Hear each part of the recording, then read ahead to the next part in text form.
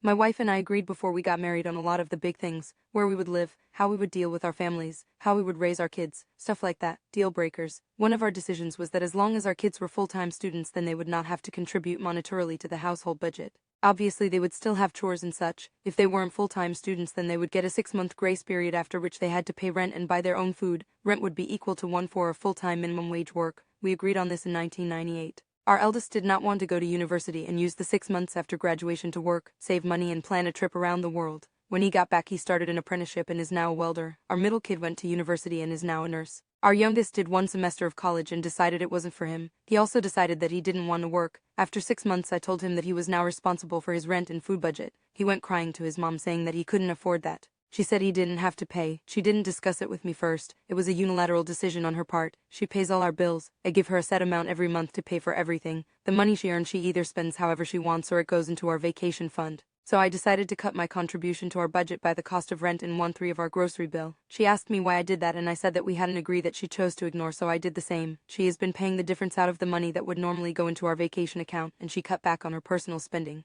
But she is pissed that I am doing this. She says I'm an asshole for being financially manipulative. I think she needs to either accept it or get her poor baby to grow up. She tried getting our older kids on her side, but they agree with me. AITA?